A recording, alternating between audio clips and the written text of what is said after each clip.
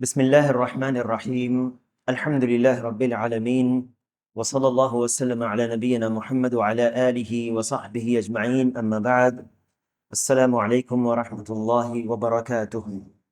کتاب التوحید الذی هو حق اللہ علی العبید کا درس جاری ہے، اور جس شرح سے ہم لوگ پڑھ رہے ہیں وہ علامہ شیخ صالح الفوزان حفظہ اللہ کی شرح الملخص فی شرح کتاب التوحید ہے۔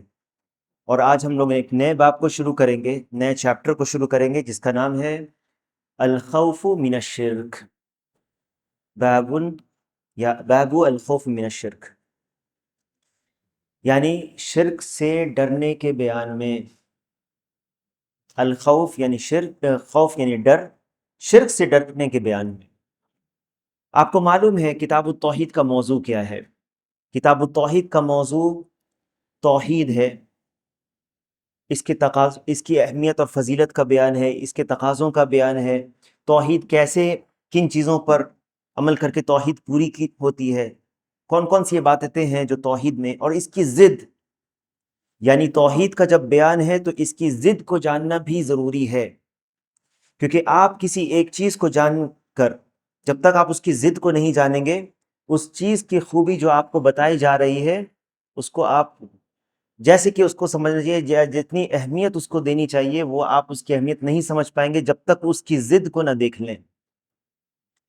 اس لیے بعض شاعر نے یہ کہا الضد یظہر حسنہ الضد، کوئی چیز کی ضد جو ہے اس کو آپ جب دیکھیں گے تو اصل جو چیز آپ کو جاننا ہے اس کی خوبصورتی آپ کو پتہ چلتی ہے، اس کی اہمیت پتہ چلتی ہے۔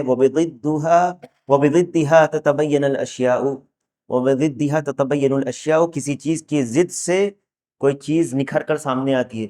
ایک شخص اس وقت تک آزادی کی اہمیت نہیں سمجھتا جب تک وہ قید میں نہ رہا ہو۔ ایک شخص اس وقت تک یہ بینائی کی اہمیت نہیں سمجھتا جب تک وہ آنکھ سے دیکھنے کے قابل نہ رہا ہو، یا اس طرح سے، یا بیمار ہے وہ صحت کی اہمیت سمجھتا ہے۔ اسی لیے توحید کو سمجھنا بہت ضروری ہے، اور توحید کو سمجھنے کے لیے اس کی جو ضد ہے شرک، اس کو بھی جاننا ضروری ہے تاکہ آپ شرک سے بچ سکیں۔ کسی چیز کو، شر کو جاننا، کیا مقصد ہے شر کو جاننا؟ شر کو جاننے سے کیا فائدہ ہوتا ہے؟ شر یعنی برائی کو جاننا۔ کیا یہ نہیں کہا جا سکتا کہ صرف خیر کے بارے میں جانیں ہم؟ کیا ضرورت ہے شرک کے بارے میں جاننے کی؟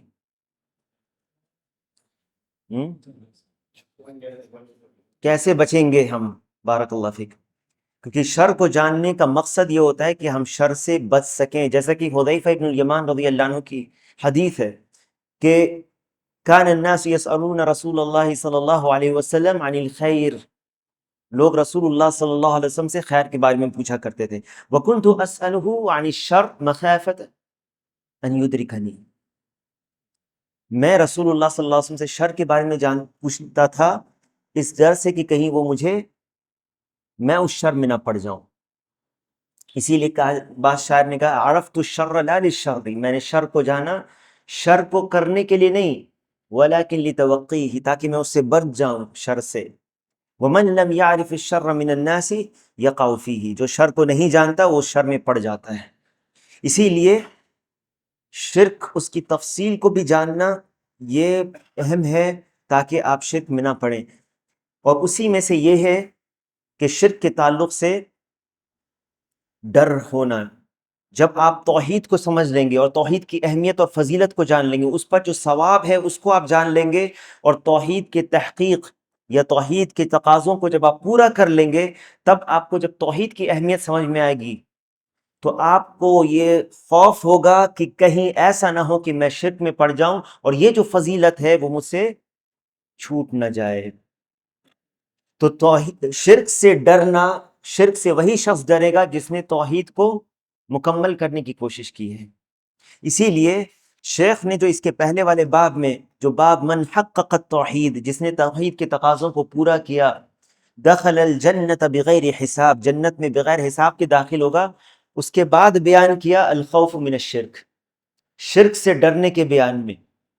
کیونکہ جب توحید کو مکمل کرنے سے جنت ملتی ہے تو توحید کی ضد سے کیا ہوگا؟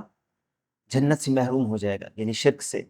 اسی لیے اس کے بعد الخوف من الشرک، شرک سے ڈرنے کا بیان ہے۔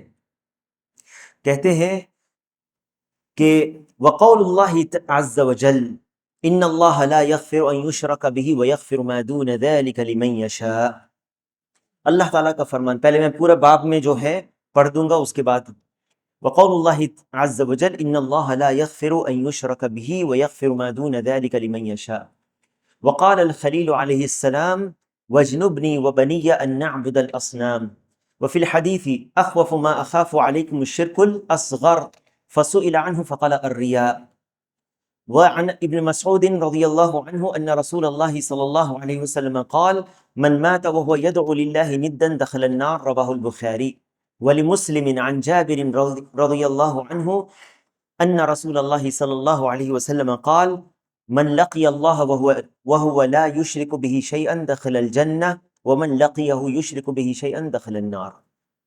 اس باب میں 2 آیتیں اور 4 احادیث بیان کی ہیں، تین حدیث بیان کی ہیں، 2 آیات اور 3 حدیث۔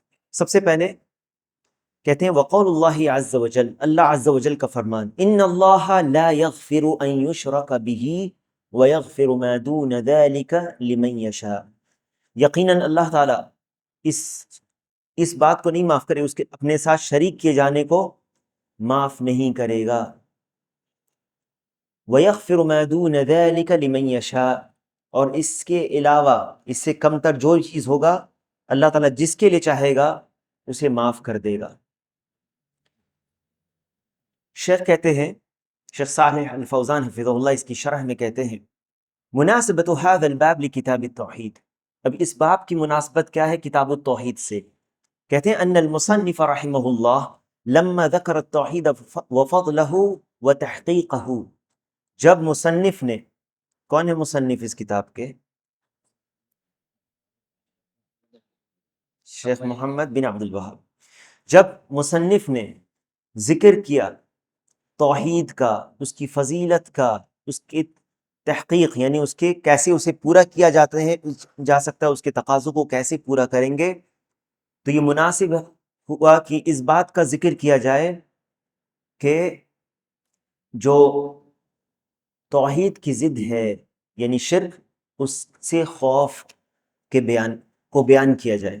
کیوں؟ کہ جب توحید کی اتنی فضیلت آئی ہے، اس کے اتنے زیادہ اس کے تعلق سے جو بیان ہوا ہے، اس کی کیا فضیلت ہے اور اس کی تحقیق کیسے ہوگی، اور اس کے بعد جو اس پر ثواب ہے اس کا ذکر آ گیا، تو یہ بیان کرنا ضروری ہوا کہ اس کی جو ضد ہے وہ کیا ہے، تاکہ اس سے ڈرا جائے کہ توحید کی جو فضیلت کوئی شخص حاصل کر لیتا ہے تو کہیں یہ فضیلت اس سے چھوٹ نہ جائے، اور جو توحید کے مراتب کو اس نے، یا جو توحید کے تقاضوں کو اس نے پورا کیا ہے، کہیں وہ اس تقاضوں سے پیچھے نہ ہو جائے، تو اس لیے شرک کو بیان کیا اور اس سے خوف کو بیان کیا، لِيَحْذَرَهُ الْمُؤْمِنُ وَيَخَافَهُ عَلَى نَفْسِهِ، تاکہ مومن آگاہ ہو جائے، شرک سے آگاہ ہو جائے اور اپنے لیے شرک سے ڈرے کہ کہیں وہ شرک میں نہ پڑ جائے۔ کیوں؟ کیونکہ انسان کے لیے کافی نہیں ہے کہ وہ صرف توحید کی فضیلت کو جان لے اور اس کے مطابق عمل کرنا سیکھ جائے، بلکہ یہ بھی ضروری ہے کہ اس کی ضد کو جان لے جو شرک ہے، تاکہ وہ اس میں نہ پڑ جائے۔ الخوف، خوف کس کو کہتے ہیں؟ توقع المکروہ، توقع مکروہ وہو ضد الامن، یہ کوئی ناپسند چیز میں پڑ جانا جو امن کی یعنی ضد ہے، یعنی بے خوف ہونے کی ضد ہے، یعنی انسان جب خوف میں ہوتا ہے تو امن محسوس نہیں کرتا، چین و سکون محسوس نہیں کرتا ہے، اور یہ کس چیز کی ضد ہے؟ خوف امن کی ضد ہے۔ یہ کس چیز کی ضد ہے؟ امن کی ضد ہے۔ اور اگر کسی چیز سے پورا امن حاصل ہوتا ہے، پوری طور پر امن حاصل ہوتا ہے، تو وہ کیا چیز ہے؟ ہاں؟ توحید سے۔ کیا دلیل ہے اس کی؟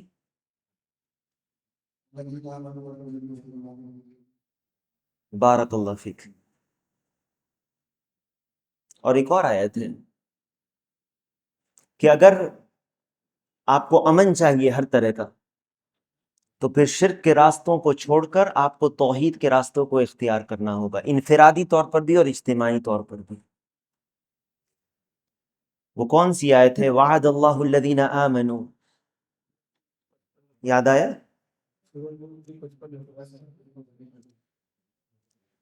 اس کے بعد کیا ہے اس میں؟ وَلَيُبَدِّلَنَّهُم مِّن بَعْدِ خَوْفِهِمْ أَمْنًا يَعْبُدُونَنِي لَا يُشْرِكُونَ بِي شَيْئًا. تو اگر مکمل امن چاہیے تو یہ مکمل امن توحید سے آتا ہے. ٹھیک ہے. الشرک، شرک کس کو کہتے ہیں؟ صرف شیء من العبادت لغیر اللہ. شرک کہتے ہیں کسی عبادت کو غیر اللہ کی طرف صرف کر دینا، غیر اللہ کے لیے کر دینا. کسی ایک عبادت کو بھی اگر کسی نے غیر اللہ کے لیے کیا ہے تو یہ شرک اکبر ہے.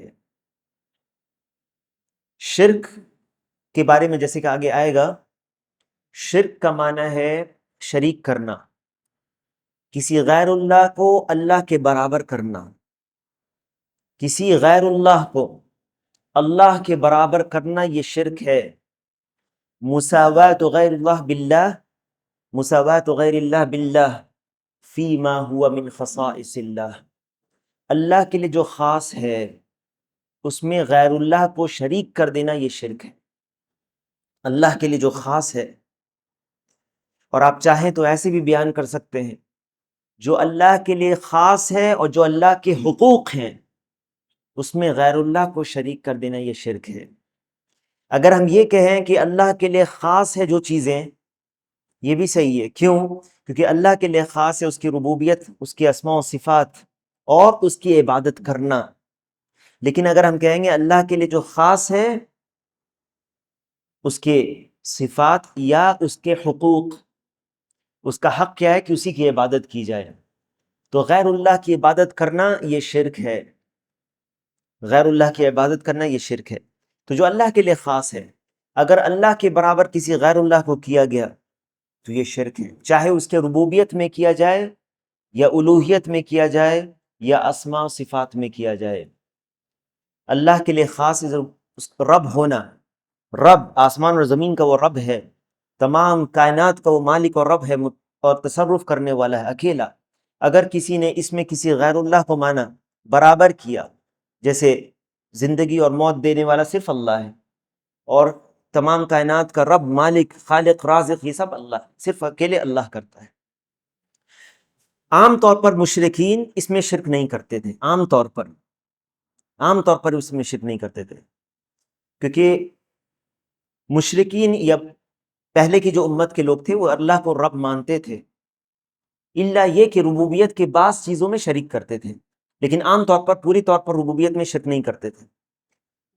لیکن جب عبادت کی بات آتی تھی تو وہ عبادت میں شریک کرتے تھے غیر اللہ کو. یہ جو ہے برابر کرنا، یہ برابر کرنا، اگر کوئی ربوبیت میں اللہ تعالیٰ کو مانتا ہے کہ اللہ تعالیٰ ہی کے لیے خاص ہے مالک، رازق و خالق ہونا اور تمام جو صفات ہے اللہ کے لیے، تو پھر یہ اس بات کا تقاضا کرتی ہے کہ عبادت بھی آپ اللہ ہی کی کریں جو تمام کا رب ہے، خالق ہے، مالک ہے، رازق ہے. عبادت بھی تو اسی کی ہونی چاہیے، جیسے کہ اللہ نے فرمایا یا ایھا الناس اعبدوا ربکم الذی خلقکم، اے لوگو اپنے رب کی عبادت کرو جس نے تم کو پیدا کیا. والذین من قبلکم لعلکم تتقون الذی جعل لکم الارض فراشا. دیکھیں یہ اللہ تعالیٰ نے کے افعال ہیں، کیا کرتا ہے اللہ تعالیٰ، تم جانتے ہو ان چیزوں کو، جو تمہارا رب ہے تم جانتے ہو اس کو کہ وہ تم کو اس نے پیدا کیا ہے. الذی جعل لکم الارض فراشا والسماء بناء، تم جانتے ہو کہ اس نے زمین کو بچھایا، زمین کو بنایا، اس نے تمہارے لیے بچھایا، تم چل سکتے ہو اس کے اوپر، اور آسمان کو چھت بنایا. وانزل من السماء ماء، بارش کون نازل کرتا ہے؟ صرف اللہ کرتا ہے، اللہ کے حکم سے ہوتا ہے. وانزل من السماء ماء فاخرج به من الثمرات رزقا لكم، اور اللہ تعالیٰ اسی کے ذریعے تمہارے لیے رزق پیدا کرتا ہے زمین سے. فلا تجعلوا للہ اندادا وانتم تعلمون، اللہ کے برابر کسی کو ند، ہمسر ند مت بناؤ جبکہ تم جانتے ہو کہ اس نے تم کو پیدا کیا، تمہارا رازق ہے، تمہارا خالق ہے، تمہارا مالک ہے۔ مشرکین جانتے تھے اس بات کو کہ ان کا خالق، مالک، رازق، اولاد دینے والا، بگڑی بنانے والا، بیماری سے شفا دینے والا اللہ تعالیٰ ہے، کوئی اور نہیں ہے۔ مکہ کے مشرکین بھی اس چیز کا اعتراف کرتے تھے۔ وَلَئِن سَأَلْتَهُمْ مَنْ خَلَقَهُمْ لَيَقُولُنَّ اللَّهُ، تم اگر آپ ان سے پوچھیں کہ تم کو کس نے پیدا کیا، اس کو کہیں گے اللہ نے پیدا کیا۔ جانتے تھے کہ اللہ تعالیٰ خالق ہے ان کا، لیکن جب عبادت کی بات آتی تھی تو اپنی عبادت کو غیر اللہ کی طرف وہ کرتے تھے، اور غیر اللہ کے لیے کو واسطہ بناتے تھے اپنے اور اللہ کے بیچ میں، اور کہتے تھے ہؤلاء شفعاؤنا عند اللہ، یہ ہمارے اللہ کے ہاں سفارشی ہیں، اور اس طرح سے اپنی بعض عبادتوں کو ان غیر اللہ کے لیے کرتے تھے کہ یہ ہمیں اللہ سے تقرب حاصل کرا دیں گے۔ تو اس چیز کے لیے وہ بعض عبادتوں کو جو صرف کرتے تھے غیر اللہ کے لیے، ایسا نہیں تھا کہ وہ بارش غیر اللہ سے مانگتے تھے، اولاد غیر اللہ سے مانگتے تھے، عبادت میں وہ یہ ایسا نہیں تھا کہ وہ یہ سمجھتے تھے کہ غیر اللہ بارش نازل کرنے والا یا اولاد دینے والا ہے، بلکہ اللہ سے تقرب ہونے کے لیے بعض عبادتوں کو وہ صرف کرتے تھے غیر اللہ کے لیے، اور یہ جو عبادت جو خاص اللہ کے لیے تھی وہ غیر اللہ کو اس میں شریک کرتے تھے۔ جیسے اللہ کے لیے ذبح کرنا یہ عبادت ہے، تو غیر اللہ کے لیے وہ ذبح کرتے تھے، تو یہ عبادت ذبح کی عبادت میں شریک کرنا ہو گیا۔ دعا کرنا، اللہ سے دعا صرف کرنا، یہ توحید ہے، اور اللہ سے جو دعا کرتا ہے اور ساتھ ساتھ غیر اللہ سے دعا کرتا ہے اور یہ کہتا ہے کہ چاہے وہ رسول کو پکارے یا ولی کو یا بزرگ کو یا کسی کو بھی پکارے، اگر وہ کہتا ہے اپنی دعا میں یا رسول اللہ مدد، یا رسول اللہ اللہ سے میری شفاعت کر دیجیے، میری سفارش کر دیجیے، دعا ہے رسول سے، اور رسول سے دعا اصل میں عبادت ہے، اور عبادت غیر اللہ سے شرک ہے گرچہ یہ رسول سے کیا جائے۔ تو اس طرح سے وہ کیا ہے؟ شریک کرنا، کیونکہ جو اللہ کے لیے خاص ہے، دعا کرنا، جیسے غیر اللہ کو شریک کیا اس عبادت میں، جیسے دعا میں، واضح ہے؟ سمجھ میں آ رہی بات؟ تو اس طرح سے یہ غیر اللہ کو شریک کرنا ہوا۔ یہ شرک سے اللہ نے رسولوں کو بھیجا روکنے کے لیے کہ اللہ بندے اور اللہ کے بیچ میں جو تم نے واسطہ بنا لیا، یہ واسطہ نہیں ہے، یہ واسطہ نہیں ہے، اللہ کی عبادت کرو صرف۔ تو یہ برابر کرنا غیر اللہ کو، یہ شرک ہے، چاہے وہ ربوبیت میں ہو۔ ربوبیت میں تو جیسے یہ کہنا کہ یعنی تصرف یا اولاد دینا، اللہ کے سوا اگر کسی اور میں کوئی مانتا ہے کہ فلاں بزرگ اولاد دیتے ہیں، فلاں پیر یا فلاں بزرگ یہ قدرت رکھتے ہیں کہ یہ اولاد بھی عورت کے پیٹ میں یہ اولاد پیدا کر دیں، تو یہ کیا ہے؟ کس چیز میں شرک ہے؟ ربوبیت میں شرک ہے۔ اور ایسے بھی لوگ ہیں، موجود ہیں، ایسے بھی لوگ موجود ہیں جن کی زبان عربی ہے،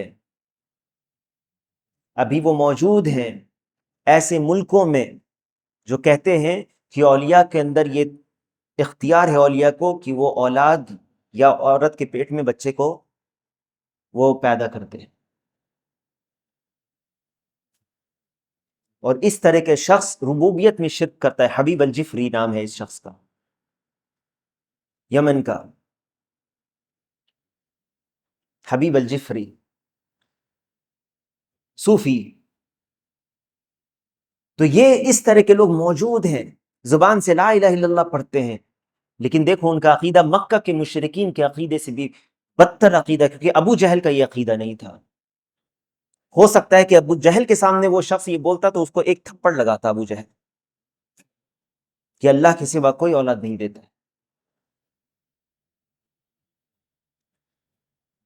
الحمد للہ الذی خلق السماوات والارض وجعل الظلمات والنور ثم الذین کفروا بربهم یعدلون۔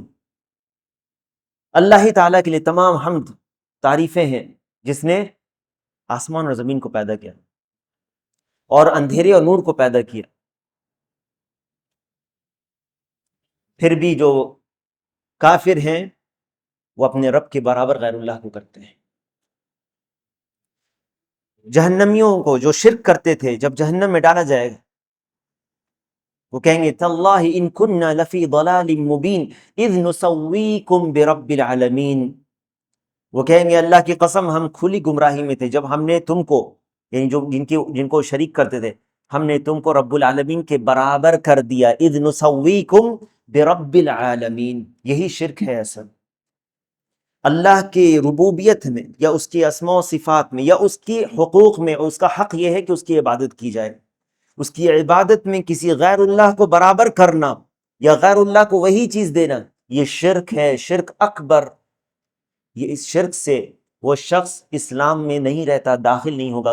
اگر کلمہ پڑھا ہوگا تو اس کو کلمہ سے کوئی فائدہ نہیں پہنچے گا۔ یہ شرک اتنا خطرناک ہے، اس کو جاننے کی کیوں ضرورت ہے؟ اسی لیے کہ جو پہلی آیت بیان کرتے ہیں شیخ اس میں، ان اللہ لا یغفر ان یشرک بہ، اللہ تعالیٰ اس گناہ کو معاف نہیں کرے گا، شرک کو معاف نہیں کرے گا۔ کب؟ اگر شرک کی حالت میں موت ہو گئی بغیر توبہ کیے ہوئے، اور شرک کی حالت میں وہ آدمی مر گیا، پھر اس کی نجات کی امید، ساری امیدیں ختم ہو جاتی ہیں۔ اللہ تعالیٰ نے فرمایا ان اللہ لا یغفر ان یشرک بہ، اللہ تعالیٰ اس کو نہیں معاف کرے گا اس کے ساتھ کسی کو شریک کیا جائے۔ وَيَغْفِرُ مَا دُونَ ذَلِكَ، اس کے علاوہ، اس سے کمتر جو گناہ ہوگا، کوئی شخص جھوٹ بولتا ہے، شرابی ہے، زنا کار ہے، یا اس طرح کے جو گناہ کر کے بغیر گرچہ بشرطے کہ وہ مسلمان ہو، موحد لا الہ الا اللہ توحید پر ہو، لیکن اگر کبیرہ گناہ پر اس کی موت ہو گئی بغیر توبہ کے، تو وہ تحت المشیئہ ہے، اللہ کی مشیت کے ماتحت ہے۔ اللہ تعالیٰ چاہے تو اپنے عدل سے اس کو جہنم میں داخل کرے، یہاں تک کہ وہ پاک ہو کر آخر کار وہ جنت میں داخل ہو جائے گا، اپنی توحید کی وجہ سے، اللہ تعالیٰ کے فضل اور اس کے رحمت کی بات۔ اور اگر اللہ تعالیٰ چاہے تو اپنی رحمت سے اس کے گناہ کو معاف کر کے جنت میں داخل کر دے، اللہ کی مشیت پر ہے۔ لیکن اگر وہ شرک کی حالت میں مرا ہے تو کتنا بھی عمل اس نے کیا ہو، وہ سارے اعمال اخارت اور برباد ہو جائیں گے، اس کا کوئی وزن نہیں ہوگا، کوئی بھی وزن اللہ کے نزدیک نہیں ہوگا، اور اس کو کوئی فائدہ ان اعمال سے نہیں پہنچے گا جسے اس نے کیا تھا۔ وَلَوْ أَشْرَكُوا لَحَبِطَ عَنْهُمْ مَا كَانُوا يَعْمَلُونَ، اگر انہوں نے شرک کیا ہوتا ان کے تمام عمل حبط ہو جاتے جو انہوں نے کیا تھا۔ یہ انبیاء کے بارے میں اللہ سبحانہ وتعالی نے کہا۔ شیخ نے یہاں پر اس آیت کو ذکر کیا یہ بیان کرنے کے لیے، دیکھو شرک کتنا خطرناک ہے، کہ اللہ تعالیٰ اس حالت میں مرنے والے شخص کے، جس نے شرک کیا ہوگا، اس کی مغفرت کی امید باقی نہیں رہتی، کبھی اس کو معاف نہیں کرے گا۔ یہ بھول جائیے جو لوگ جو خیالی پلاؤ پکاتے ہیں اور کہتے ہیں کہ پیر کا دامن پکڑ لو، پیر تم کو جنت میں گھسیٹ کر لے جائے، یہ جھوٹ ہے، کوئی پیر وہاں کام نہیں آئے گا۔ میدان محشر میں یا حشر کے جو واقعات، جو چیزیں ہوں گی پل صراط پر، بعض جگہوں پر تو انبیاء علیہ السلام کہیں گے امت اپنے یعنی اللہ تعالیٰ سے کہیں گے نفسی نفسی، وہ کہیں گے۔ تو شیخ نے اس آیت کو اسی لیے کہا شرک ہے صرف شیء من العبادہ لغیر اللہ، شیء من العبادہ، ایک شخص اگر اللہ کی بھی عبادت کرتا ہے اور غیر اللہ کی عبادت کرتا ہے، گرچہ ایک عبادت میں اس نے غیر اللہ کو شریک کیا ہو، ایک عبادت میں ایک سجدہ غیر اللہ کے لیے اگر اس نے کیا ہے، یا ایک بار دعا بھی کی ہے، اس کے تمام عمل حبط ہو جائیں گے، کیونکہ اس نے اپنی عبادت میں غیر اللہ کو شامل کیا جس کا کوئی حق نہیں بنتا ہے، عبادت میں اس کا کوئی حصہ نہیں ہے اللہ کے سوا، چاہے وہ نبی ہو، مقرب فرشتہ ہو، یا بھیجے ہوئے رسول ہو، یا کوئی بزرگ ہو، یا کوئی بھی ہو، ان کا حق نہیں ہے کہ ان کی عبادت کی جائے، یہ حق صرف اللہ سبحانہ وتعالیٰ کا ہے۔ تو اللہ تعالیٰ نے فرمایا ان اللہ لا یغفر ان یشرک بہ، شیخ کہتے ہیں اے لا یعفو عن عبد لقیہ وهو یعبد غیرہ، اللہ تعالیٰ نہیں معاف کرے گا اس بندے کو جو ملے گا اللہ سے اس حالت میں، یعنی موت ہوئی ہوگی اس کی اس حالت میں، اور وہ غیر اللہ کی عبادت کرتا ہوگا۔ اس سے پتہ چلتا ہے کہ شرک کتنی خطرناک چیز ہے، اور انسان کی زندگی اور موت کا آپ نہیں جانتے کہ کب کس کی زندگی اور موت کب ہوگی۔ ہم میں سے کوئی شخص نہیں جانتا کہ ہماری موت کب ہو، جانتا ہے کوئی شخص؟ اسی لیے اپنے عقیدے کی اصلاح کرنا، اور اگر شرک سے ڈرنا کہ کہیں ایسا نہ ہو کہ میرے اندر شرک کا کوئی شائبہ تو نہیں موجود ہے، اور میں توحید کو سیکھوں، میں توحید پر قائم رہوں، تاکہ میری موت توحید پر ہو اور میری موت شرک پر نہ ہو، تاکہ میں اس وعید سے بچ جاؤں یہ ڈر انسان کے اندر یہ اس وقت ہوگا جب وہ توحید کی اہمیت کو سمجھے گا، اس کی تحقیق کرنے کی کوشش کرے گا۔ نہیں تو کتنے لوگ ایسے ہیں جنہیں یہ فرق نہیں پڑتا شرک کی، توحید اور شرک کے بارے میں جب بیان کیا جاتا ہے وہ کہتے ہیں کیا بار بار توحید کی بات، یا انہیں یہ نہیں سمجھ میں آتا کہ کتنی اہم موضوع ہے، یہ اتنا اہم مسئلہ ہے توحید کے بارے میں جاننا اور شرک کے بارے میں جاننا۔ اور وہ یہ سمجھتے ہیں کہ جو ایک بار کلمہ پڑھ لے وہ کبھی کافر نہیں ہو سکتا، مرتد نہیں ہو سکتا۔ ہو سکتا ہے۔ تو یہ شیخ نے کہا کہ جو آیت پہلے ذکر کی ہے یہ اس کے خوف کے بیان میں، ان اللہ لا یغفر، وہ رب جو غفور ہے اور رحیم ہے، جو تمام گناہوں کو معاف کر سکتا ہے، اگر اس دنیا میں تمہیں یہ احساس ہو جائے کہ تم سے شرک کبھی ہوا ہے، فوراً توبہ کر لو، اللہ تعالیٰ اس گناہ کو بھی معاف کر دے گا اس دنیا میں، جب تک تمہاری سانس چل رہی ہے اور جب تک تمہارے توبہ کا دروازہ بند نہیں ہوا ہے اور تمہاری روح حلقوم تک نہیں آئی ہے، تب تک تمہاری توبہ قبول ہو سکتی ہے۔ اگر شرک بھی ہوا ہے تو توبہ کر لو اور معافی مانگ لو اللہ سے، ابھی بھی تمہارے لیے راستہ کھلا ہے، کیونکہ ایک بار یہ دروازہ توبہ کا بند ہو جائے گا تمہارے لیے، یہ عام توبہ کا دروازہ بند ہو جائے گا جو سورج مشرق مغرب سے طلوع ہوگا، تو پھر تمہارا ایمان اس کے بعد کام نہیں آئے گا۔ اس لیے یہ اتنی اہم بات ہے کہ شرک سے توبہ کر لو، کیونکہ شرک بھی اگر ہو چکا ہے اور اب عزم کر لو کہ نہیں کریں گے اور توبہ کر لیتے ہو، اللہ تعالیٰ معاف کر دے گا۔ قل یا عبادی الذین اسرفوا علی انفسہم لا تقنطوا من رحمت اللہ ان اللہ یغفر الذنوب جمیعا، یہ اس کے لیے ہے جو ان اللہ یغفر الذنوب جمیعا، اللہ تعالیٰ تمام گناہوں کو معاف کر دیتا ہے۔ اس کے حق میں جو ابھی زندہ ہے توبہ کر لیتا ہے شرک سے، اس کی توبہ قبول ہو جائے گی، لیکن ایک بار اگر شرک پر اس کی موت ہو گئی تو اس کے لیے کوئی اب امید باقی نہیں رہتی کہ اس کی توبہ قبول ہوگی یا اس کو اللہ تعالیٰ معاف کرے گا۔ اللہ تعالیٰ ہم سب کو توحید پر قائم رکھے اور ہماری موت بھی توحید پر ہو۔ کہتے ہیں لمن یشاء، ای لمن یشاء المغفرۃ لہ من عبادہ، اللہ تعالیٰ اس کے لیے ان اللہ لا یغفر ان یشرک بہ ویغفر ما دون ذلک لمن یشاء، اس سے کم تر یعنی اور جو گناہ ہوں گے، کبائر گناہ یا صغیرہ گناہ، صغائر جو ہوں گے، اللہ تعالیٰ جن کے لیے چاہے گا معاف کر دے گا۔ لمن یشاء ای لمن یشاء المغفرۃ لہ من عبادہ حسب فضلہ وحکمتہ، اپنے فضل اور حکمت سے اللہ تعالیٰ جس کے لیے چاہے گا وہ گناہ کو معاف کر دے گا۔ دوسری آیت ہے، کہتے ہیں شیخ وقال الخلیل علیہ السلام، اور خلیل علیہ السلام نے کہا، کون ہے خلیل؟ ابراہیم علیہ السلام۔ ان کو خلیل کہا جاتا ہے کیونکہ اللہ سبحانہ وتعالی نے ان کو خلیل بنایا۔ خلیل کہتے ہیں محبت کا اعلیٰ درجہ ہے، یہ محبت، دوستی، محبت کا اعلیٰ درجہ۔ اللہ تعالیٰ نے ابراہیم علیہ السلام کو خلیل بنایا، واتخذ اللہ ابراہیم خلیلا۔ اور اللہ کے نبی علیہ الصلوۃ والسلام نے اپنی وفات سے 5 دن پہلے یہ کہا، اللہ تعالیٰ نے مجھے خلیل بنایا جیسے ابراہیم کو خلیل بنایا تھا۔ اگر میں اپنی امتی میں سے کسی کو خلیل بناتا تو ابو بکر کو بناتا،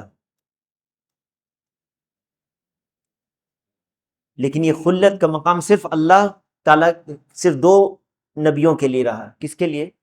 خلیل کا، ابراہیم اور محمد علیہ الصلوۃ والسلام کے لیے۔ جو اولو العزم من الرسل ہیں وہ 5 ہیں، رسولوں میں 5 جو ہیں وہ اولو العزم ہیں، نوح علیہ السلام، ابراہیم علیہ السلام، موسیٰ علیہ السلام، عیسیٰ علیہ السلام اور محمد صلی اللہ علیہ وسلم۔ ان اولو العزم میں سے 2 خلیل ہیں اللہ کے خلیل، ابراہیم اور محمد صلی اللہ علیہ وسلم۔ اور افضلیت کے اعتبار سے محمد صلی اللہ علیہ وسلم پھر ابراہیم علیہ السلام، یہ 2 خلیل ہو گئے، اور ان کے بعد موسیٰ علیہ السلام عیسیٰ علیہ السلام اور نوح علیہ السلام. کہتے ہیں کہ وَيَغْفِرُ لِمَن خلیل وقال الخلیل علیہ السلام، خلیل علیہ السلام ابراہیم علیہ السلام اپنے بیٹے اور بیوی کو چھوڑتے ہیں ایسی بیابان جگہ پر، وادی میں جو مکہ ہے، اور یہی دعا کرتے ہیں، رب انی اسکنت من ذریتی بواد غیر ذی زرع عند بیتک المحرم. اور اسی دعا میں، بہت پیاری دعا ہے سورہ ابراہیم میں، اسی میں یہ ہے وَاجْنُبْنِي وَبَنِيَّ أَن نَعْبُدَ الْأَصْنَامَ، کہ مجھے اور میرے بیٹے کو بچا اس چیز سے، دور رکھ اس چیز سے کہ ہم بتوں کی پوجا کریں. اللہ اکبر. یہ کون کہہ رہا ہے؟ وہ ابراہیم علیہ السلام جن کو اللہ تعالیٰ نے امہ کہا. ان ابراہیم کان امۃ قانتا للہ ولم یک من المشرکین، مشرکین میں سے نہیں تھی. امہ کہا، امام کہا ان کو. انہوں نے اپنے گھر کو چھوڑا، ہجرت کیا، شرک کو چھوڑا اور اہل شرک کو چھوڑا، اللہ کے لیے ہجرت کیا، اللہ کے لیے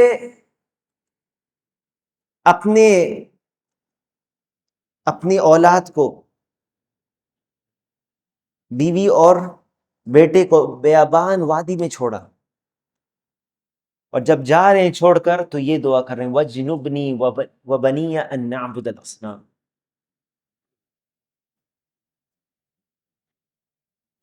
امام یعنی کہ اللہ نے یعنی یہ کہا ان کے بارے میں ان ابراہیم کان امہ.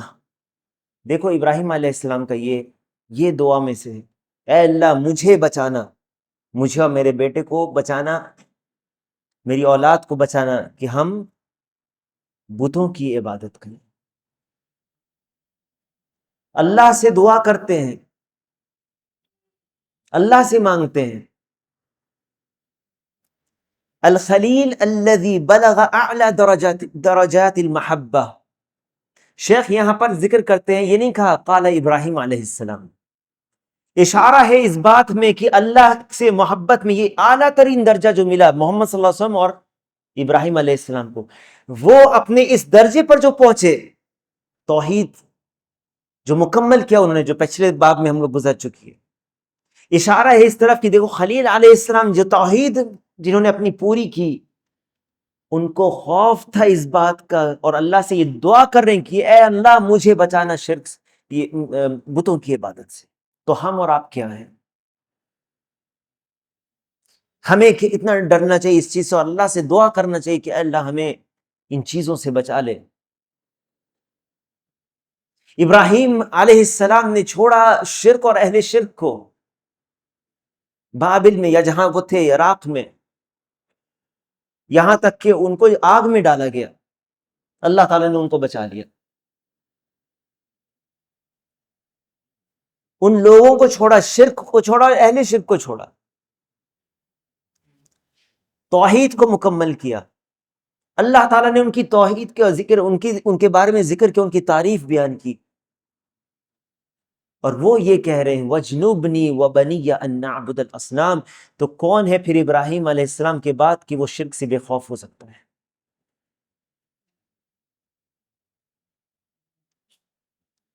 ابراہیم التیمی رحمہ اللہ، سلف میں سے، اہل علم میں سے، وہ کہتے ہیں وَمَنْ يَأْمَنُ الْبَلَاءَ بَعْدَ ابراہیم. اس بلا سے ابراہیم کے بعد کون بے خوف ہو سکتا ہے؟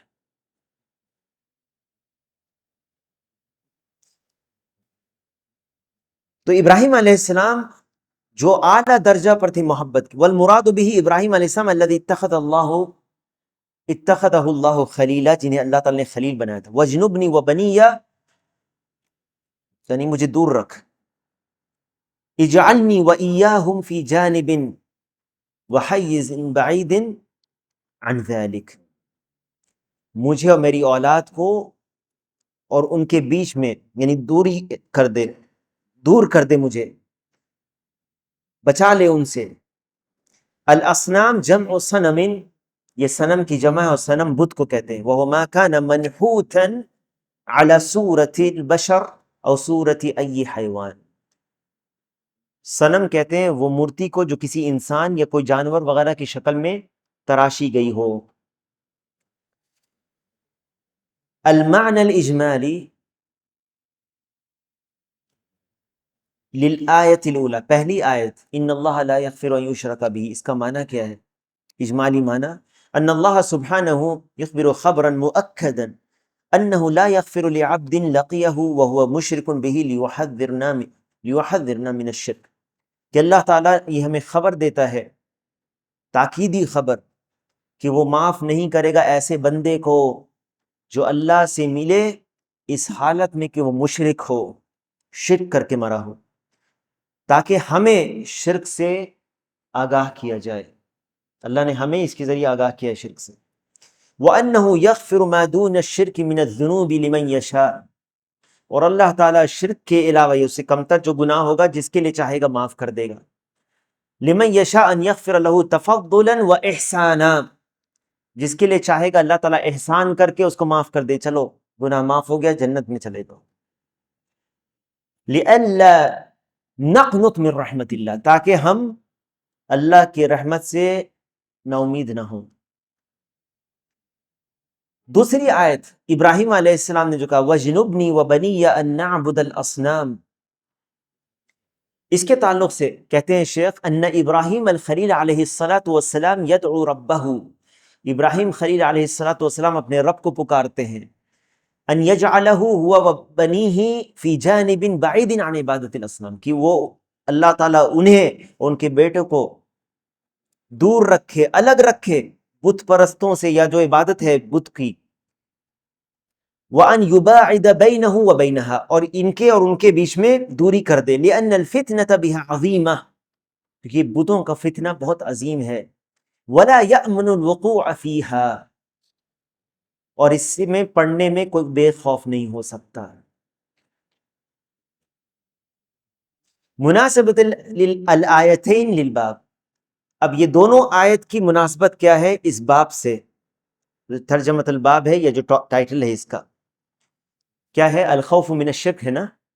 دیکھو ان الآیت الاولى تدل على ان الشرک اعظم الذنوب، پہلی آیت سے پتہ چلتا ہے کہ شرک سب سے بڑا گناہ ہے، کیونکہ جو مر جائے گا شرک کر کے اس کی مغفرت نہیں ہوگی۔ لا یغفر له لان من مات علیہ لا یغفر له، وهذا يوجب للعبد شدۃ الخوف من هذا الذنب الذي هذا شأنه، تو یہ وہ گناہ ہے جس سے کبھی جس کے کرنے پر اگر مر گیا کوئی شخص تو اس کی کوئی مغفرت کی امید باقی نہیں رہتی، اور اس کے علاوہ کوئی ایسا گناہ نہیں ہے جو اس طرح کا ہو، تو انسان ڈرے گا شرک سے کہ کہیں مجھ سے شرک نہ ہو جائے اور کہیں میں شرک میں نہ پڑ جاؤں۔ والآیت الثانیہ تدل علی ان ابراہیم خاف الشرک علی نفسہ، دوسری آیت سے پتہ چلتا ہے کہ ابراہیم علیہ السلام اپنے اوپر شرک سے خوفزدہ رہتے تھے۔ وَدَعَ اللَّهَ أَن يُعَافِيهِ مِنْهُ، اور اللہ سے دعا کرتے رہتے تھے کہ اللہ انہیں اس سے بچا دے، محفوظ رکھے۔ ہمارا کیا حال ہونا چاہیے؟ ہمارا حال ایسا نہیں ہونا چاہیے جیسے ہمیں نظر آ رہا ہے کہ اگر توحید کا درس ہے تو اس کا کوئی فکر نہیں ہے لوگوں کو۔ کتنے لوگ ہیں جو یہ جانتے ہیں کہ توحید کا درس ہے اور شرک کا بیان ہوتا ہے اس میں، اور وہ اس کو سیکھنے کی کوشش نہیں کرتے۔ یہ توحید کا علم سیکھنا واجب ہے، فرض عین ہے آپ کے اوپر، اور اگر یہ علم موجود ہے یہاں یا کہیں بھی، یا کوئی بھی درس دے رہا ہو اس کا جو صحیح طور پر درس ہو رہا ہے اگر توحید کا یا کتاب التوحید کا یا کسی کتاب کا جو توحید کا جس میں ذکر ہے اور بیان ہے، اور لوگ جانتے اور سیکھتے نہیں، ان کے لیے جہالت پھر عذر نہیں باقی رہتی۔ یاد رکھیں ان کے لیے جان سننا اب ضروری نہیں، معلوم ہے ان کو کہ درس قائم ہے اور وہ نہیں سنتے، اس سے فائدہ نہیں اٹھاتے، یا اس سے لاپرواہی کا اظہار کرتے ہیں۔ سوئے تزہید، یعنی یہ تو اس سے بھی بڑا جرم ہے کہ توحید کے علم کو کمتر سمجھنا۔ توحید کا علم میرے بھائیوں، اس کے لیے وقت، اگر اس کے لیے وقت نہیں ہے تو پھر کون سی چیز ہے جس کے لیے آپ کے پاس وقت ہے، اور اس کی کیا قیمت ہے جس کے لیے آپ کے پاس وقت ہے؟ کیا توحید سے بڑی کوئی نعمت ہے یہاں اس دنیا میں؟ ابھی اسلام میں سب سے بڑی نعمت ہے یہ توحید، اور سب سے بڑی نعمتوں میں یہ ہے کہ اللہ تعالیٰ نے آپ کو شرک سے بچا لیا ہے، جس پر اللہ کا شکر ادا کرو۔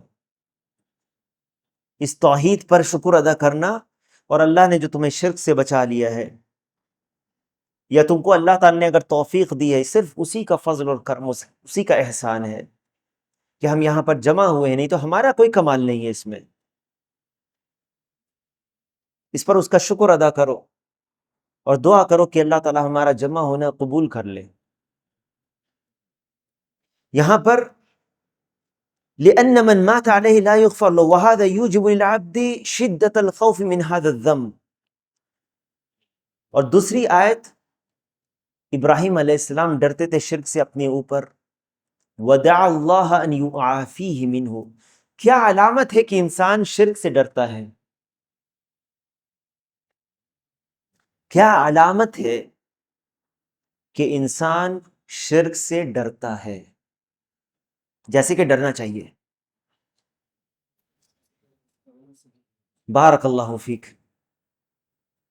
سب سے پہلی چیز وہ جو کرے گا، وہ جاننے کی کوشش کرے گا کہ توحید اور شرک کیا ہے، تاکہ ہم توحید پر عمل کرنے والے بنے اور شرک سے بچنے والے بنے۔ مثال کے طور پر ایک بیماری پھیل گئی اگر لوگوں میں، اور آپ جانتے ہیں کہ بہت مہلک بیماری ہے،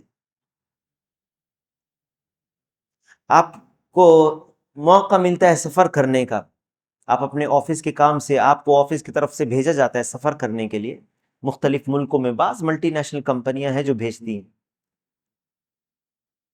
آپ کو افریقہ جانا ہے، اور افریقہ میں اس ملک میں جانا ہے جہاں ابھی پتہ چلا ہے کہ ایبولا ہے، اور ایبولا میں آدھی آبادی صاف ہو جاتی ہے۔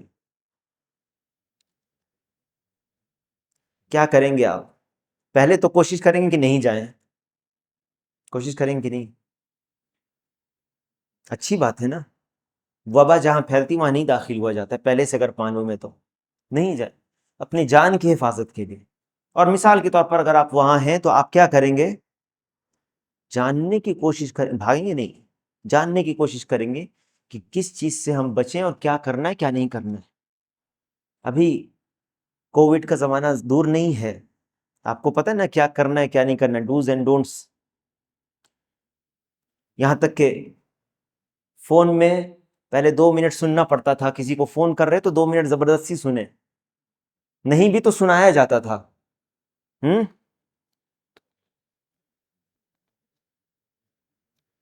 نہیں بھی چاہتے ہوئے سنایا جاتا تھا۔ کہیں بھی جا رہے بورڈز لگا ہوا ہے، اس پہ آپ کو پڑھنا ہے۔ یہ تو زندگی، یہ دنیا کی زندگی ہے، یہ بیماری ایک مثال ہے صرف۔ دیکھو شرک کر کے اگر آدمی مر گیا تو پھر اس کی نجات نہیں ہے۔ اس کی تفصیل جاننے کے لیے ہمارے لیے کیا ہونا چاہیے؟ ہمارے پاس اس کے لیے وقت نہیں ہے، الا ما شاء اللہ، الا من رحم ربی۔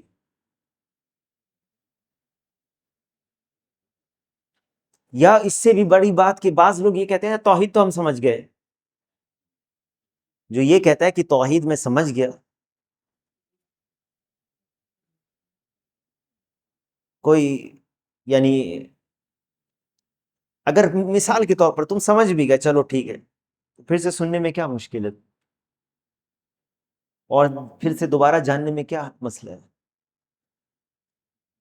توحید اور شرک کی باریکیاں، اور شرک کتنے باریکی سے داخل ہو جاتا ہے، بلکہ بار بار تذکیر، یاد دہانی کرانے کی ضرورت پڑتی ہے۔ یہ مت کہیے کہ سمجھ گئے، میں ایک بار پڑھ چکا، ہو گیا۔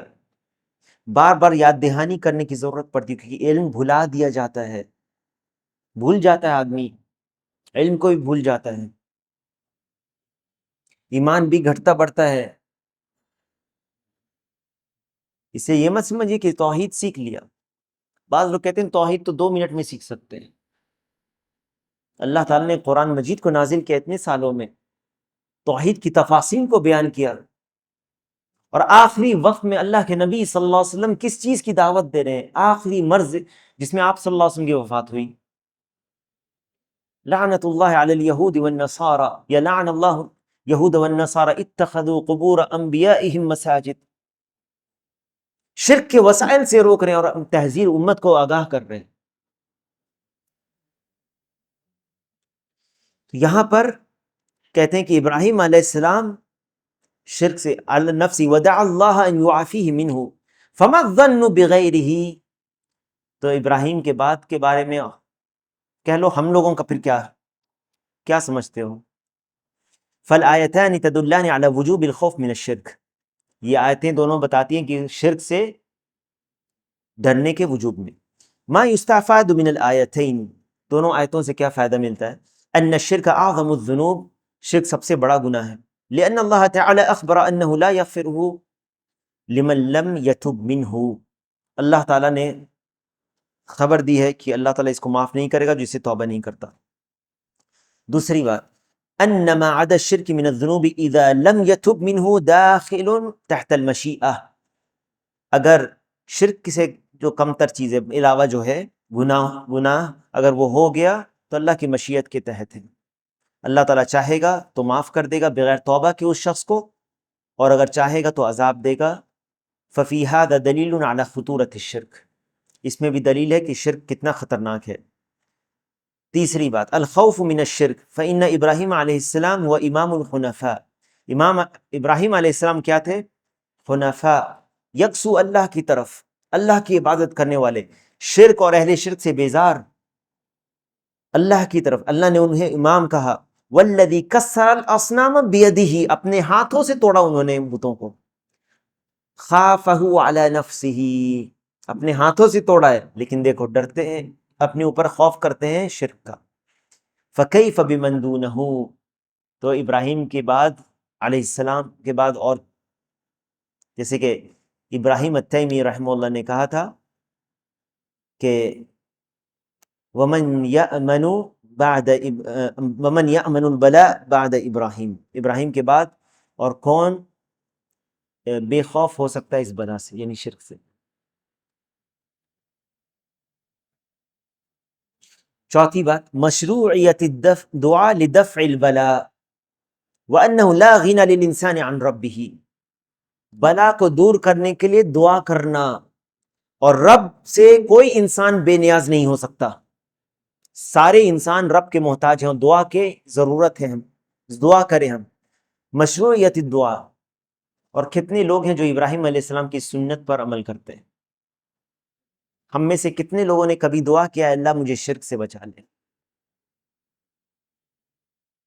اس سے پتہ چلتا ہے کہ ہمارا کیا معاملہ ہے۔ تو مشروعیت الدعا، دعا انسان لنفسہ، اپنے لیے دعا کرنا اور اپنی ذریت، اپنی اولاد کے لیے دعا کرنا مشروع ہے، دعا کرنا چاہیے۔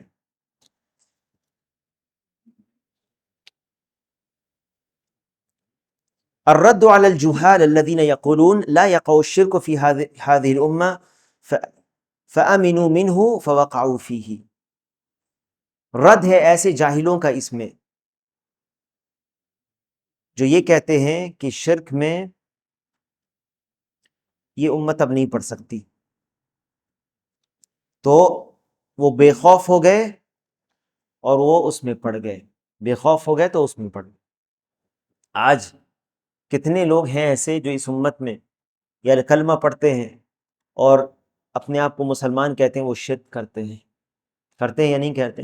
کیونکہ ان کے جو بڑے ہیں، ان کے جو پیر یا ان کے جو عالم علماء سو، برے علماء ہیں، انہوں نے کہہ دیا کہ تم لوگ شرک سے نہیں ڈرو، شرک نہیں ہوگا اس امت میں، اور اسی لیے وہ اپنی بھی عبادت کراتے ہیں لوگوں کو غفلت میں رکھ کر، جبکہ یہ ان کی بھی عبادت یہ شرک ہے۔ کتنے ہیں جو جن کے لوگ آ کے سجدہ کرتے ہیں ان کا ہاتھ جھک کے چومتے ہیں، بلکہ ایسے پیروں کو بھی دیکھا جو سجدہ کرتے ہیں آ کر کے اپنے، وہ کہتے ہیں یہ تو تعظیم ہے، کیا نام اس کا دیتے ہیں، کہتے ہیں یہ عقیدت ہے، تم لوگ نہیں سمجھو گے، بس وہ ایک یہ کہہ دیتے ہیں کہ تم لوگ نہیں سمجھو گے، تم لوگوں کی عقل میں یہ سب بات نہیں آ سکتی، یہ ہم ہی لوگ سمجھ سکتے۔ اچھا اتنی آپ کی عقل اتنی ایسی پہنچی ہوئی کہ آپ شرک بھی نہیں جانتے کیا ہوتا ہے، وہ شرک بھی نہیں جانتے اصل میں۔ وفی الحدیث، حدیث میں ہے، اخوف ما اخاف علیکم الشرک الاصغر فسئل عنہ فقال الریا، جس چیز کا خوف مجھے تم پر سب سے زیادہ ہے وہ شرک اصغر ہے۔ رسول اللہ صلی اللہ علیہ وسلم سے پوچھا گیا کہ شرک اصغر کیا ہے، تو آپ نے کہا ریاکاری، ریا دکھاوے کے لیے، کسی غیر اللہ کو دکھانے کے لیے کام کرنا۔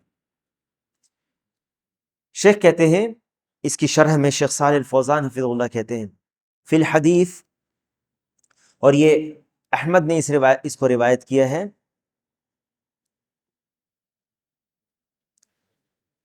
اور یہ روایت صحیح ہے، علامہ البانی نے صحیح قرار دیا ہے اس کو الصحیحہ میں، امام احمد نے اسے اپنی مسند میں ذکر کیا ہے، اور طبرانی نے الکبیر میں ذکر کیا ہے۔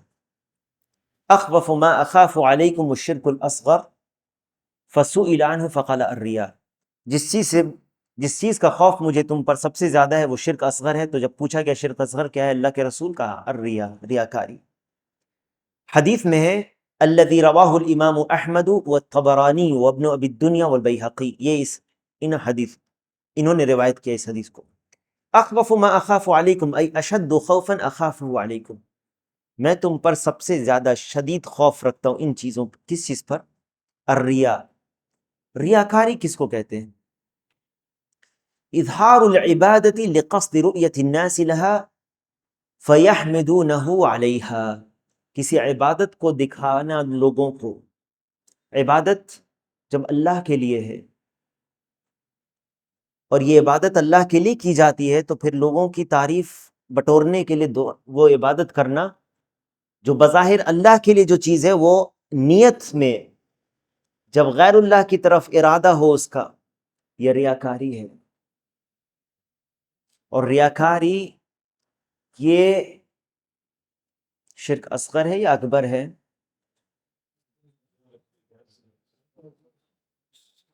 یہ شرک، یہاں پر جیسے الشرک الاصغر الریا، تو اصل یہ ہے کہ ریاکاری شرک اصغر ہے، لیکن یہ شرک اکبر ہو سکتی ہے۔ کب شرک اکبر ہو سکتی ہے؟ کون جواب دے گا؟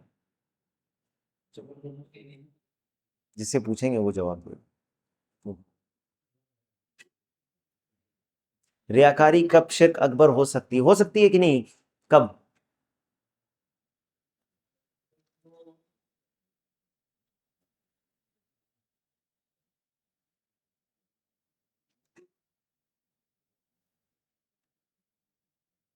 یعنی اگر شرک اکبر ہوئی تو پھر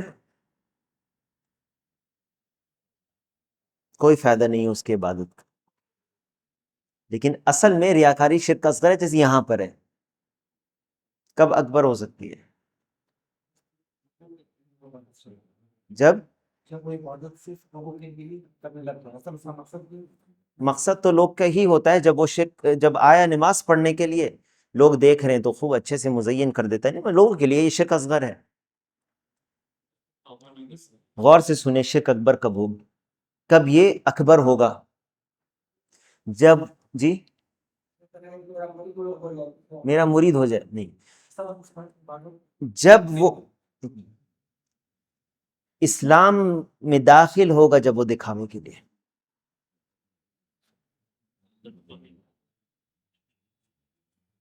یعنی جب اسلام میں داخل ہی وہ ہو رہا ہے دکھاوے کے لیے، منافقین، یہ کیا ہے؟ یہ اکبر ہے۔ کیا وہ اسلام میں اللہ کے لیے داخل ہو رہا ہے؟ دکھاوے کے لیے وہ داخل ہو رہا ہے۔ کیا وہ اصل میں مسلمان ہے؟ جس نے دکھاوے کے لیے کلمہ پڑھا ہے صرف ظاہری طور پر تاکہ مسلمانوں کے سے وہ محفوظ ہو جائے؟ ایسی حالت میں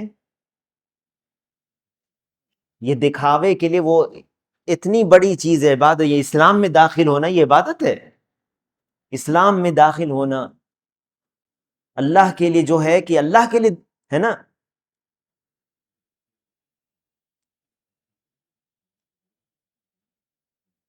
کس کے لیے اسلام استسلام کس کے لیے ہے؟ اللہ کے لیے.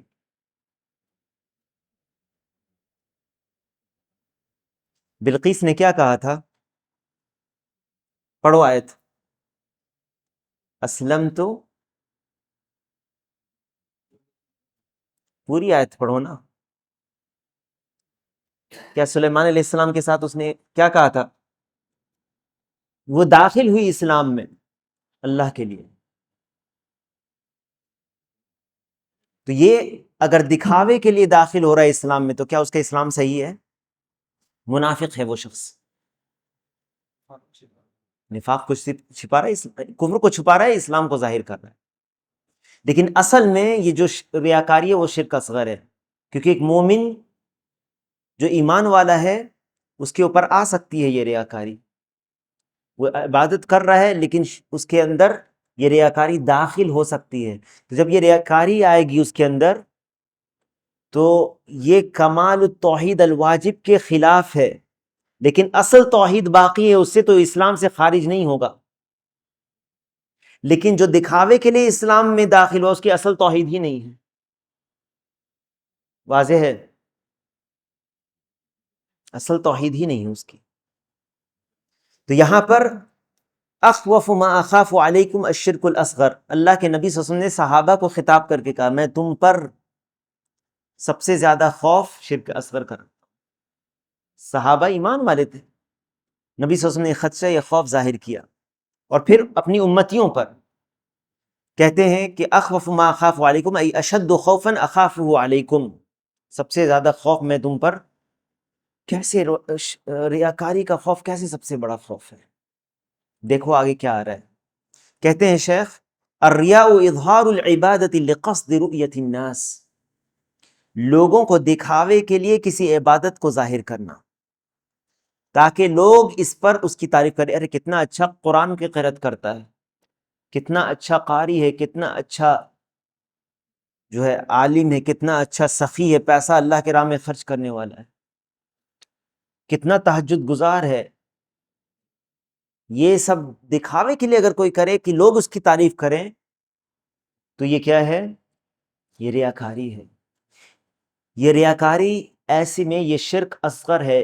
لیکن یاد رکھیں اور نوٹ کرو اس بات کو کہ شرک اصغر اکبر الکبائر میں سے ہے. نوٹ کرو اس کو، شرک اصغر اکبر الکبائر میں سے ہے، بڑے کبیرہ گناہوں میں سے ہے. یہ مت سمجھنا کہ اصغر ہے تو چھوٹا گناہ ہے، کیونکہ گناہ کچھ بڑے ہوتے ہیں چھوٹے ہوتے ہیں. لیکن جو شرک ہے، شرک اصغر بھی بڑے گناہوں میں سے ہے. اللہ کے نبی علیہ الصلوۃ والسلام نے فرمایا الا انبئکم باکبر الکبائر، کیا میں تمہیں بڑے گناہوں کے بارے میں نہ بتاؤں؟ کہا الاشراک باللہ. الاشراک باللہ، کیا اس میں شرک اکبر تو ہے ہی، کیا شرک اصغر نہیں آئے گا؟ شرک اصغر داخل ہے اس میں، کیونکہ اس کے بعد کیا ہے؟ عقوق الوالدین. کیا عقوق الوالدین یہ تو کبیرہ گناہ ہے، حدیث میں بھی ہے. یہ بڑا ہے یا شرک اصغر بڑا ہے؟ شرک اصغر بڑا ہے.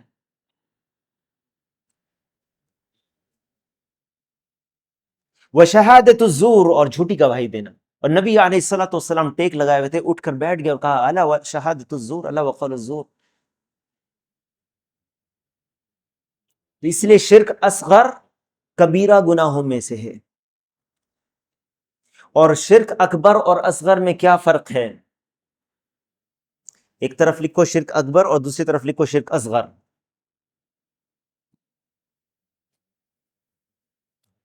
پہلا نقطہ، شرک اکبر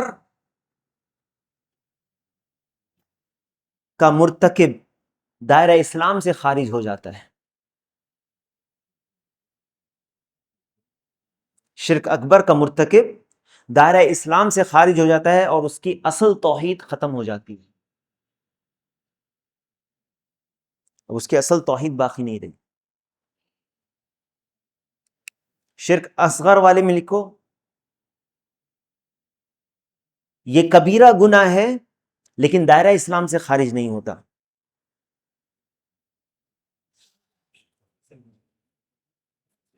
یہ کبیرہ گناہ ہے لیکن اس کے ارتکاب سے، شرک اصغر کبیرہ گناہ ہے لیکن اس کے ارتکاب سے دائرہ اسلام سے خارج نہیں ہوتا۔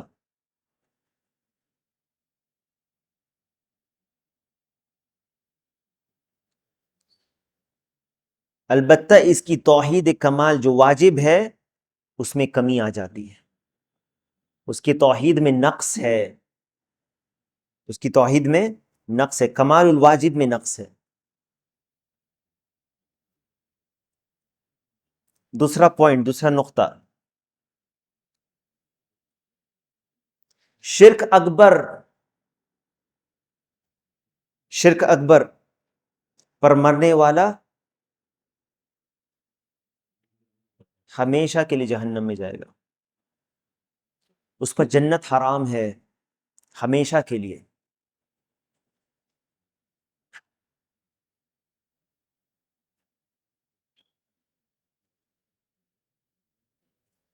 ان اللہ لا یغفر ان یشرک بہ، شرک اصغر پر مرنے والا بغیر توبہ کے اگر مر گیا تو اس میں اہل علم کا اختلاف ہے،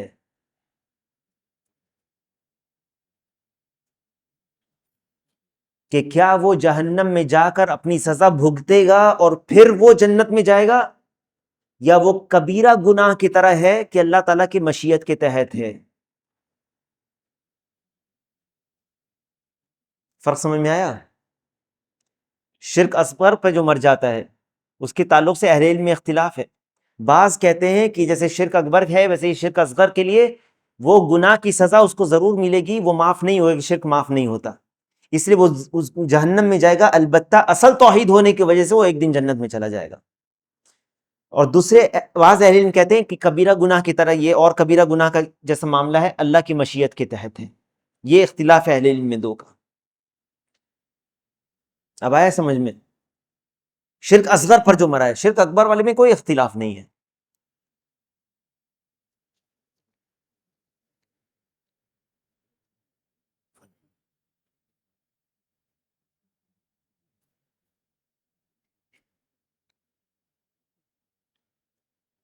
شرک اکبر پر کو کرنے والے کے تمام عمل بیکار، رائے گاں و برباد ہو جاتے ہیں۔ تیسرا پوائنٹ، شرک اکبر کو کرنے والے کا تمام عمل حبط ہو جاتا ہے، بیکار اور برباد ہو جائے گا، کیونکہ اللہ تعالی نے فرمایا، اس کی دلیل ہے وَلَوْ أَشْرَكُوا لَحَبِطَ عَنْهُمْ مَا كَانُوا يَعْمَلُونَ، اگر انہوں نے شرک کیا ہوتا تو ان کے تمام عمل حبط ہو جاتے۔ اور اللہ نے اپنے نبی صلی اللہ علیہ وسلم کو خطاب کرتے ہوئے کہا وَلَقَدْ أُوحِيَ إِلَيْكَ وَإِلَى الَّذِينَ مِن قَبْلِكَ لَئِنْ أَشْرَكْتَ لَيَحْبَطَنَّ عَمَلُكَ، اگر آپ نے بھی شرک کیا بالفرض تو آپ کے بھی عمل حبط ہو جائیں گے، برباد ہو جائیں گے۔ شرک اکبر کرنے والا ایک بھی چیز میں اگر اس نے شرک کیا، ایک بار بھی اگر شرک کیا، اس کے عمل حبط ہو گئے، برباد، تمام اعمال۔ شرک اصغر کرنے والے میں لکھو، شرک اصغر کا مرتکب شخص کا وہ عمل جس میں شرک اصغر داخل ہوا ہے وہ برباد ہو جائے گا۔ یعنی مثال کے طور پر وہ آیا ہے نماز پڑھنے کے لیے، تو یہ جو نماز میں اس نے دکھاوے کے لیے لوگوں کو نماز پڑھی، خوب اچھی قرأت کر کے تاکہ لوگ اس کی تعریف کریں، یہ نماز قبول نہیں ہوگی اور نہ ہی اس کا ثواب اس کو ملے گا۔ لیکن اگر اس نے نماز دوسری پڑھی ہے جس میں دکھاوا نہیں ہے، اللہ کے لیے اس نے پڑھی ہے، تو وہ قبول ہو جائے گی۔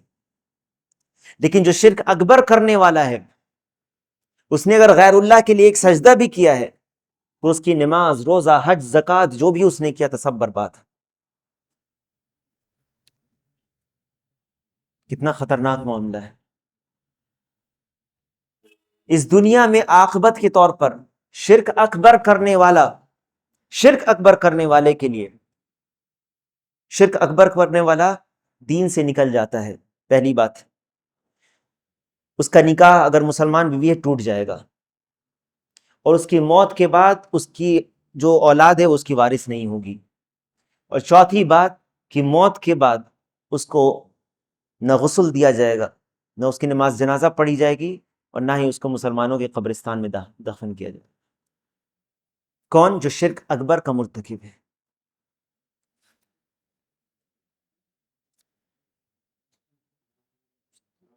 کیا یہ مسلمان حکمران کے طور پر ہے، یعنی یہ مسلمان حکمران اس پر حد نافذ کرے گا۔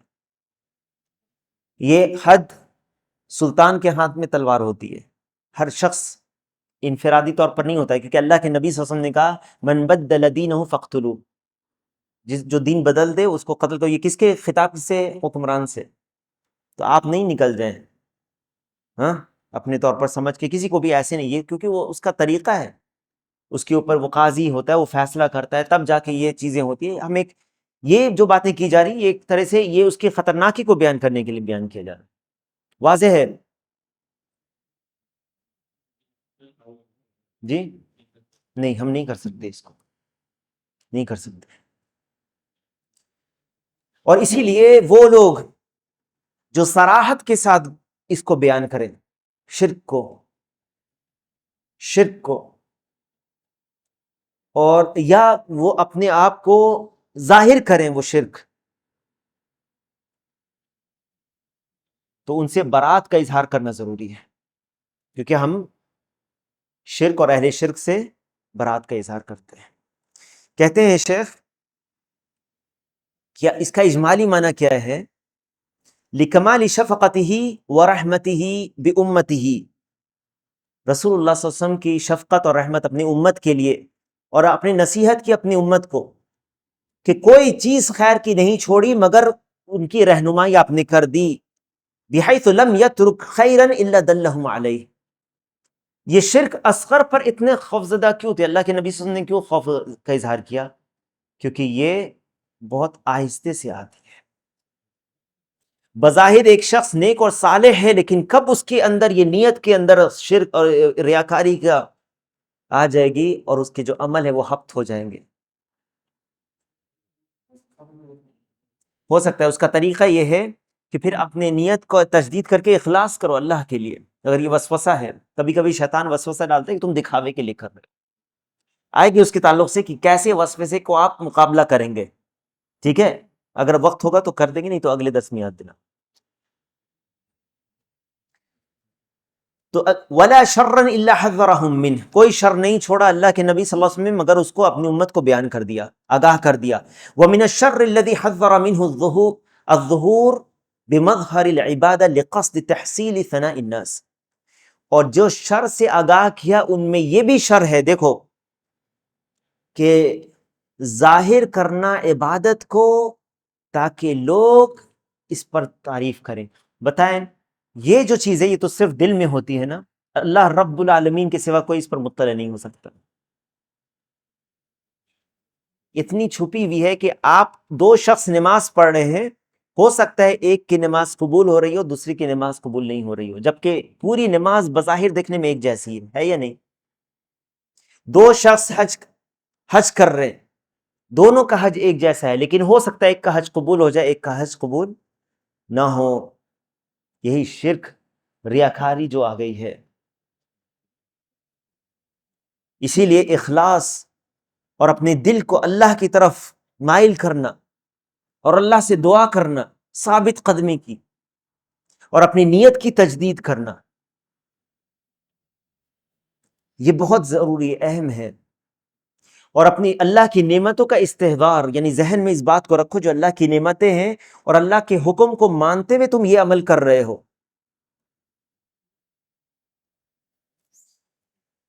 کہتے ہیں کہ لِأَنَّهُ شِرْكٌ فِي الْعِبَادَةِ وَإِنْ كَانَ شِرْكًا أَصْغَرَ فَخَطَرُهُ عَظِيمٌ، گرچہ یہ شرک ہے اصغر لیکن اس کا خطرناکی بہت زیادہ ہے۔ لِأَنَّهُ يَحْبِطُ الْعَمَلَ الَّذِي قَارَنَهُ، کیونکہ اس عمل کو برباد کر دیتی ہے جس میں وہ شرک آ جاتا ہے۔ وَلَمَّا كَانَتِ النُّفُوسُ مَجْبُولَةً على محبت الرئاسة والمنزلة في قلوب الخلق. اور جب نفس مجبولہ ہے یعنی دل پسند کرتا ہے نا تعریف، اپنی کوئی تعریف کرے تو آپ اس سے اچھے سے بات کرنے لگتے ہیں، تو انسان سوائے ان کے جو اس پر ذرا بھی اڈگ رہتے ہیں، آپ کی لاکھ تعریف کر دیں منہ پر، ان کو فرق نہیں پڑتا. کس کے اندر؟ جس کے اندر اخلاص ہوگا، وہ جانتا ہے اپنی کمی اور اپنی کمزوری کو. کہتے ہیں فی قلوب الخلق الا من سلم اللہ، سوائے اس کے جسے اللہ نے بچایا اس چیز سے. کان ھذا اخوف ما یخاف علی الصالحین، صالحین پر یہی سب سے زیادہ خوف زدہ چیز ہے، خوف ہوتا ہے. نیک اور صالح شخص ہے لیکن ہو سکتا ہے کہ کہیں وہ شرک میں نہ پڑ جائے. لقوت الداعی الیہ، اس طرف کی جو قوت ہے نا اس کی، یعنی انسان کی نفس چاہتا ہے کہ وہ لوگ اس کی تعریف کریں، لوگ اس کو اچھا سمجھیں. تو یہ جو چیز ہے نفس کے اندر، اور ان النفس لامارۃ بالسوء، نفس امارہ برائی کی طرف بھی لے جاتی. بخلاف الداعی الی الشرک الاکبر، شرک اصغر اکبر کی طرف جو کھچاؤ ہے یا جو چیزیں جذب کرتی ہیں انسان کو وہ کم ہے. فإنه اما معدوم فی قلوب المؤمنین، یا تو مومنوں کے دل میں یہ ہوتا ہی نہیں ہے شرک اکبر کی طرف رغبت، یا ان کے اس کا دل کے اندر جو داعی کھچاؤ ہے اس طرف. مومنین الکاملین و اما ضعیف، کامل ایمان والوں کے اندر یہ یا تو نہیں ہوتا یا بہت کمزور ہوتا ہے، یہ داعی جو کھچاؤ ہے اس طرف شرک اکبر کی طرف نہیں ہوتا، لیکن کوئی تعریف کر دیتا ہے تو اچھا لگتا ہے. سوائے ان کے جو اس تعریف سے متاثر نہیں ہوتے، جب وہ توحید کو مکمل کریں گے اور یہ اللہ کے لیے خوف ان کے دل میں ہوگا. مناسبت الحدیث للباب، کیا مناسبت حدیث کی اس باب سے؟ ان فیہ الخوف من الشرک الاصغر کما ان فی الآیتین قبلہ الخوف من الشرک الاکبر. شرک اصغر سے خوف کبھی نہیں. اس باب سے کیا پتہ چلتا ہے؟ الخوف من الشرک، یعنی شرک اکبر اور اصغر دونوں کے خوف کے بیان میں یہ باب ہے. اب سمجھ گئے؟ جس طرح سے شرک اکبر سے آپ کو خوف زدہ رہنا ہے کہ کہیں آپ شرک اکبر میں نہ پڑ جائیں، اسی طرح شرک اصغر سے بھی خوف زدہ رہنے کی ضرورت ہے کہ کہیں ہمارا عمل بیکار اور رائے کا برباد نہ ہو جائے شرک اصغر کے آ جانے کی وجہ سے، جس کے طرف کھچاؤ نفس کا بہت زیادہ میلان ہوتا ہے.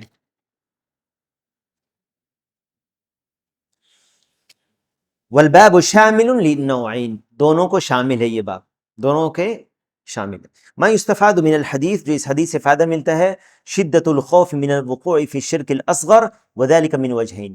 کیوں شرک اصغر سے خوف ہونا چاہیے، بہت سخت خوف ہونا چاہیے شرک اصغر سے، کہیں شرک اصغر میں نہ پڑ جاؤں؟ دو وجہ سے. پہلا، ان الرسول صلی اللہ علیہ وسلم تخوف من وقوعہ تخوفا شدیدا، ایک تو اللہ کے نبی صلی اللہ علیہ وسلم نے اس کی خوف دلایا اور خوف زدہ ہوتے تھے اس سے کہ شرک اصغر میں امت نہ پڑ جائے. دوسری وجہ، الثانی انہ صلی اللہ علیہ وسلم تخوف من وقوعہ فی الصالحین الکاملین فمن دونہم من باب اولا، جو صالحین تھے ان کے اوپر خوف اللہ کے نبی علیہ الصلوۃ والسلام نے ذکر کیا ان سے. صحابہ، ان کا ایمان ہم سے تو کہیں زیادہ تھا، کامل تھا. اللہ کے نبی صلی اللہ علیہ وسلم ان کے اوپر یہ ذکر کیا، اخوف ما اخاف علیکم، تم پر میں بہت سب سے زیادہ خوف زدہ ہوں، خطاب کیا صحابہ کو. تو پھر ہم لوگوں کا کیا معاملہ ہوگا؟ ہمیں کتنا چوکنا رہنا چاہیے شیطان کے، اور شیطان غفلت کا فائدہ اٹھاتا ہے انسان کی. یاد رکھیں، ذرا سا غافل ہوئے وہ حملہ کرنے لگتا ہے. چوکنا رہنے کی ضرورت ہے، من باب اولا اس سے چوکنا رہنے کی ضرورت. دوسری بات، شدت شفقتہ صلی اللہ علیہ وسلم علی امتہ وحرصہ علی ہدایتہم ونصحہ لہم، نبی صلی اللہ علیہ وسلم کا شدت سے خوف اپنی امت پر اس چیز کے تعلق سے، اور حرص ہونا یعنی چاہنا کہ وہ ہدایت پائیں اور نصیحت لیں، ان کو نصیحت کیا. تیسری چیز، ان الشرک ینقسم الی اکبر و اصغر، شرک کی دو قسمیں ہیں، شرک اکبر اور اصغر. کچھ تفصیل اس کی بیان ہو چکی ہے ابھی. شرک اکبر اور اصغر دو قسم کا شرک ہے. اس کی دلیل کیا ہے؟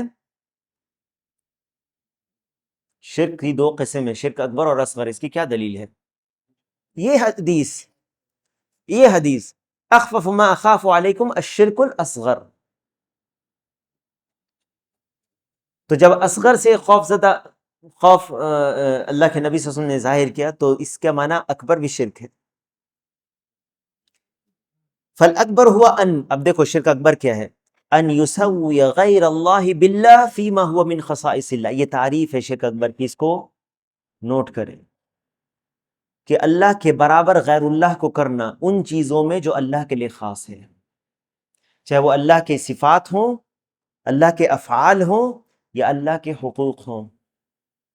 اللہ کے افعال جیسے اللہ تعالیٰ رب ہے، خالق، مالک، رازق، پیدا کرنے والا، رزق دینے والا، زندگی اور موت دینے والا، اور اللہ کی صفات ہے، اللہ تعالیٰ ہر چیز کو سنتا ہے، ہر چیز کو دیکھتا ہے، ہر چیز پر قادر ہے، یہ اللہ کی صفات ہیں۔ کسی نے اگر کسی بزرگ کو، ولی کو، نبی کو، یا کسی فقیر کو، یا کسی کو بھی اللہ کی ان صفات میں شریک کیا، شرک اکبر ہے، اور اس کا نتیجہ یہ ہوگا کہ وہ عبادت میں بھی شرک کرے گا۔ ایک شخص ڈوب رہا ہے، اگر وہ یہ کہے یا خواجہ یا فلاں، کسی غیر اللہ کو پکار کر مدد، تو کیا سمجھ رہا ہے؟ وہ یہ سمجھ رہا ہے کہ یہ خواجہ یا فلاں غیر اللہ تصرف رکھتا ہے اس کو بچانے کی۔ دیکھو مصیبت سے دور کرنا کس کا اختیار میں، کون کرتا ہے؟ یہ اللہ تعالیٰ۔ یہ غیر اللہ میں یہ ربوبیت اور صفات مانا جب غیر اللہ میں، تو پکارا بھی اس نے غیر اللہ کو، اسی لیے یا فلاں کر کے پکارتا ہے، ٹھیک ہے۔ والاصغر، شرک اصغر یہ ہے، ہوا ما اتا فی النصوص انہ شرک، جو قرآن و سنت کے نصوص میں، آیات اور احادیث میں آیا ہے کہ وہ شرک ہے، ولم یصل الی حد الاکبر، لیکن وہ حد اکبر تک نہیں پہنچتا۔ تو یہ جو شرک اصغر ہے وہ کیا ہے؟ شرک اکبر تک پہنچنے کا ذریعہ اور سبب ہے۔ شرک کا لفظ اس کے لیے آیا ہے لیکن اکبر کی حد تک ہے، اور اکبر کی حد اوپر بیان ہو گئی، ٹھیک ہے۔ ولم يصل الى حد الاکبر والفرق بینہما، ان دونوں میں فرق یہ ہے، ان الاکبر يحبط جمیع الاعمال، شرک اکبر تمام اعمال کو برباد کر دیتا ہے، والاصغر يحبط العمل الذي قارنہ، اور شرک اصغر اس عمل کو برباد کر دیتا ہے جس کے ساتھ وہ شرک جس میں شامل ہو گیا۔ میرے نسخے میں قارنہ کی جگہ یہ تا مربوطہ لکھا ہوا ہے، اگر تا مربوطہ ہے تو اس کو کاٹ کے ہو کر دو، یہ ہو ہے، ہا ہے۔ میرا نسخہ دار ابن الجوزی کا ہے، اور اگر نہیں صحیح ہے آپ کے نسخے میں تو ٹھیک ہے، ہاں قارنہ ہے تو ٹھیک ہے۔ دوسرا با ان الاکبر یخلد صاحبہ فی النار، شرک اکبر کرنے والا ہمیشہ جہنم میں رہے گا، والاصغر لا یوجب الخلود فی النار، اور اصغر کرنے سے ہمیشہ جہنم میں نہیں جائے گا، اللہ ہم سب کو محفوظ رکھے۔ جیم ان الاکبر ینقل عن الملہ والاصغر لا ینقل عن الملہ، شرک اکبر کرنے والا ملت سے خارج ہو جاتا ہے، اور شرک اکبر کرنے والے ملت سے خارج ہو جاتا ہے، اسلام سے خارج ہو جاتا ہے، کیونکہ اصل توحید اس کی ٹوٹ گئی نہیں ہے، اور شرک اصغر ملت سے خارج نہیں ہوتا، مسلمان رہتا ہے لیکن کبیرہ گناہ کا مرتکب ہے۔ آج یہیں پر رکتے ہیں، اذان 8:30 میں ہے۔ بارک اللہ فیکم۔ اگلا جو ہے چھوٹا چھوٹا ہے، اگلے درس میں انشاءاللہ اس کو کریں گے، کیونکہ وقت نہیں ہے اب، ٹھیک ہے، 2 منٹ میں نہیں ہوگا نا پورا۔ اللہ تعالیٰ سے دعا ہے کہ اللہ تعالیٰ ہم سب کو علم نافع اور عمل صالح کی توفیق عطا فرمائے۔ اللہم اغفر لجمیع المؤمنین والمؤمنات والمسلمین والمسلمات الاحیاء منہم والاموات، اللہم انا نعوذ بک ان نشرک بک ونحن نعلم ونستغفرک لما لا نعلم، سبحانک اللہم وبحمدک، اشہد ان لا الہ الا انت، استغفرک واتوب الیک۔ اللہم صل وسلم وبارک علی نبینا محمد وعلى آلہ وصحبہ اجمعین، والحمد للہ رب العالمین۔